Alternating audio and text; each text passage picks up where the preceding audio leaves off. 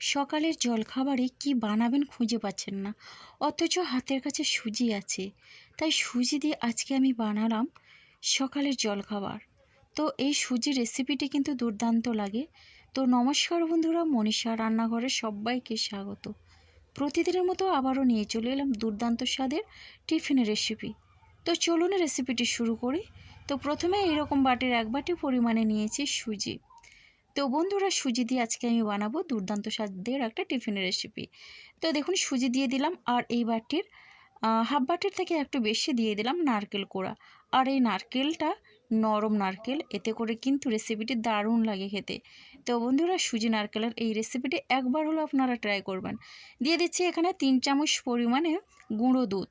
অসাধারণ লাগবে সুজি নারকেল আর গুঁড়ো দুধের এই রেসিপিটি, দুর্দান্ত লাগে খেতে।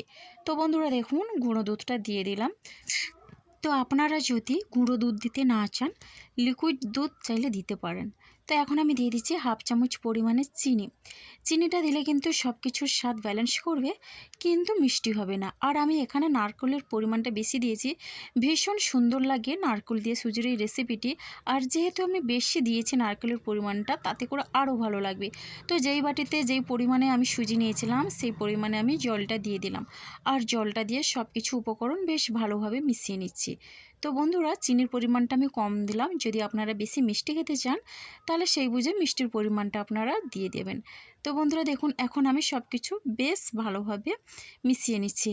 আর এটা আমি রেস্টে 5 মিনিটের মতো রেখে দেব। তো বন্ধুরা দেখুন, এখন আমি ঢাকনা দিয়ে রেস্টে 5 মিনিট রেখে দিলাম। আর 5 মিনিট পরে ফিরে এলাম। 5 মিনিট পরে দেখুন বন্ধুরা, সুজিটা কিন্তু অনেকটা ফুলে উঠেছে আর অনেকটা জল কিন্তু টেনে নিয়েছে। তো দেখুন, এখন আমি এটা একটা মিক্সিং জারে নিয়ে নেব। তার আগে আমি এটা বেশ ভালো করে একটু মিশিয়ে নিচ্ছি। এরপরে আমি মিক্সিং জারে দিয়ে দিলাম। তো এটা আমি একটা সুন্দর পেস্ট করে নেব। তো বন্ধুরা, আপনারা যদি পেস্ট করতে না চান, পেস্ট না করেও এটা বানানো যায়। তবে পেস্টটা করে নিলে ভীষণই সুন্দর লাগে আর নরম হয় বেশি। তাহলে দেখুন বন্ধুরা, সুজি আর নারকেলের পেস্ট আমার একেবারে রেডি হয়ে গেছে। সুজির অনেক রকমের টিফিন রেসিপি আমি আপনাদের দেখিয়েছি, তবে এটা একবার ট্রাই করতে পারেন, দুর্দান্ত লাগে খেতে। তো বন্ধুরা দেখুন, এখন আমি যেই বাটিতে সুজি আর নারকেলের মিশ্রণটা করেছিলাম, ওই বাটিতে আমি সুজির পেস্ট আমি দিয়ে দিচ্ছি। তো বন্ধুরা দেখুন, ঘনত্বটা কিন্তু একই রকম থাকবে।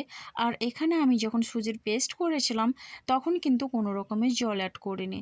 তো দেখুন, পেস্ট করার পরে এর ঘনত্বটা এইরকমই হয়েছে। আর এখন দেখুন, এখানে আমি অ্যাড করে দিচ্ছি স্বাদ অনুসারে লবণ। তো লবণটা আমি স্বাদ অনুসারে দিয়ে দিলাম। আর লবণটা দিয়ে বেশ ভালোভাবে আমি এটা মিশিয়ে নেব। আর এটা যতটা ভালোভাবে মেশানো হবে, সুজির রেসিপিটি কিন্তু দারুণ লাগবে। এটা ভীষণই ফুলকো হবে আর নরম হবে। আর এটা একবার খেলে কিন্তু অন্যান্য কোনো সুজির রেসিপি খেতে চাইবেন না, ভীষণই সুন্দর লাগে। আর ঘনত্বটা দেখুন, এখন আমি চামচের গায়ে এইভাবে একটু দাগ টেনে দিচ্ছি। দেখুন, দাগটা কিন্তু কোনো রকমে সুজির মধ্যে ঢেকে যায়নি, আর সুজিটা কিন্তু গড়িয়েও পড়ছে না। তো দাগটা একই রকমই থেকে গেল। তো দেখুন, এদিকে আমি একটা তড়কা প্যান নিয়েছি, আর এই তড়কা প্যানে আমি দিয়ে দিচ্ছি সর্ষে ফোড়ন। তো বন্ধুরা, এর সঙ্গে কিন্তু আর আমি অন্য কিছু দেব না। সর্ষেটা দিলে কিন্তু দারুণ লাগে খেতে, সঙ্গে তেলও আছে। এতে করে কিন্তু সুজি রেসিপিটা ভীষণই নরম হবে আর ফুলকো হবে। তো বন্ধুরা দেখুন, এখন আমি একটা স্টিলের প্লেট নিয়েছি, আর এই প্লেটটা কিন্তু এই রকম তেল ব্রাশ করে নিচ্ছি, একটু সাদা তেল দিয়ে ব্রাশ করে নিলাম। তো বন্ধুরা, তেলটা অবশ্যই দিতে হবে, তাহলে কিন্তু সুজির এই রেসিপিটা খুব সুন্দর হবে, খুব সুন্দরভাবে তোলা যাবে প্লেট থেকে। এখন আমি দিয়ে দিচ্ছি একটা চা চামচের 4 ভাগের 1 ভাগ দিয়ে দিচ্ছি বেকিং পাউডার। তো বন্ধুরা, আমি এখানে বেকিং পাউডার দিচ্ছি, আপনারা চাইলে বেকিং সোডা বা ইনোও দিতে পারেন। অল্প পরিমাণে আমি জল দিয়ে দিলাম, আর এটা বেশ ভালো করে মিশিয়ে নিচ্ছি। তো বন্ধুরা, এটা আমি 20 সেকেন্ডের মতো ধরে মিশিয়ে নিলাম। এটা কিন্তু বেশিক্ষণ মেশানোর দরকার নেই, তাহলে কিন্তু বেকিং পাউডারটা নষ্ট হয়ে যায়। আর মিশ্রণটা কিন্তু খুব একটা ভালো লাগে না খেতে। তো দেখুন বন্ধুরা, এখন বেশ ভালো করে মিশিয়ে নিয়ে ওই প্লেটের মধ্যেই আমি এটা ঢেলে দিচ্ছি। রেসিপিটি ভালো লাগলে অবশ্যই লাইক, শেয়ার, কমেন্ট এবং সাবস্ক্রাইব করে আমার পাশে থাকবেন। তো বন্ধুরা, এখনও যারা সাবস্ক্রাইব করেনি, সাবস্ক্রাইব করে প্লিজ পাশে দেখে যান। তো দেখুন, আমি এখন থালাটা এইভাবে একটু সেট করে নিচ্ছি ঝাঁকিয়ে দিয়ে। তো এদিকে গ্যাসে কড়াই বসিয়ে একটা স্ট্যান্ড দিয়েছি, আর আগে থেকে জলটা দিয়েছি। তো জলটা উষ্ণ গরম করে নিয়েছি, আর এখন আমি এই প্লেটটা বসিয়ে দিলাম। তো বন্ধুরা দেখুন এখন আমি ঢাকনা দিয়ে দিচ্ছি আর এটা 15 মিনিট ধরে আমি রান্নাটা করে নেব। তো বন্ধুরা এখন আমি একটা ছিদ্র যে আছে ওই ছিদ্রের মধ্যে একটা কাগজ দিয়ে দিচ্ছি, দিয়ে ছিদ্রটা বন্ধ করে দিচ্ছি। ফিরে এলাম 15 মিনিট পরে। তাহলে দেখুন বন্ধুরা 15 মিনিটের পরে সুজির এই রেসিপিটি দেখুন ফুলে একেবারে দ্বিগুণ হয়ে গেছে। আর এটা কিন্তু সত্যি দুর্দান্ত লাগে, এটা বানাতে বেশি সময় লাগে না। দেখিয়ে দিলাম একটা কাঠি দিয়ে, দেখুন কাঠির গায়ে কিন্তু কোনো কিছু লেগেই নেই। তার মানে আমার রেসিপিটি একেবারে রেডি। এখন আমি নামিয়ে ঠান্ডা করে নিলাম আর এখন আমি এটা কেটে নেব। তার আগে আমি ছুরি দিয়ে প্লেটটির চারিদিকে আমি এটা ছাড়িয়ে নিচ্ছি। আর এটা বাচ্চারা কিন্তু ভীষণই তৃপ্তি করে খাবে। বাচ্চাদের টিফিন বক্সে দিলে বাচ্চারা ভীষণই খুশি হবে। যখন টিফিনে কোনো কিছু বানাবেন খুঁজে পাচ্ছেন না, এই রেসিপিটি একবার হলেও আপনারা ট্রাই করুন। বাচ্চা বড় সবার কিন্তু ভীষণই ভালো লাগবে। একেবারে সুস্বাদু আর ভীষণই স্বাস্থ্যকর এটা। তো বন্ধুরা এই রকম স্বাস্থ্যকর রেসিপি একবার হলেও আপনারা ট্রাই করবেন। বাচ্চারা কোনো কিছু খেতে চাইলে এই রেসিপিটি দিতে পারেন। একেবারে তেল মশলা ছাড়া, তেল ছাড়া আমি এটা বানিয়ে ফেলেছি, খুবই সুন্দর লাগে খেতে। তো বন্ধুরা দেখুন এখন আমি লম্বা লম্বা করে কেটে নিয়ে আমি এইভাবে চৌকো শেপ করে কেটে নিচ্ছি। আর দেখুন ছুরি দিয়ে যখন কাটছি দেখেই বুঝতে পারছেন এতটাই ফুলকো হয়েছে, একেবারে স্পঞ্জের মতো লাগছে।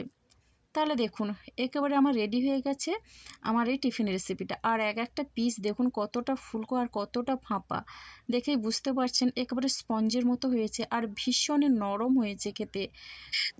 বন্ধুরা রেসিপিটি কেমন হলো অবশ্যই একটা কমেন্ট করবেন। আপনাদের একটা কমেন্ট কিন্তু আমাকে অনেকটা উৎসাহ দেয় নতুন নতুন রেসিপি আনার জন্য। তো বন্ধুরা আপনারা চাইলে সুজিটার উপরে কিন্তু আগের থেকে একটু লাল লঙ্কার গুঁড়োও ছড়িয়ে দিতে পারেন, এতে করে কিন্তু দেখতে ভীষণই ভালো লাগে। তো বন্ধুরা দেখুন আমি পিস করে এইভাবে কেটে নিয়েছি আর দেখেই বুঝতে পারছেন কতটা সুন্দর হয়েছে, ভীষণই সুস্বাদু একটা রেসিপি।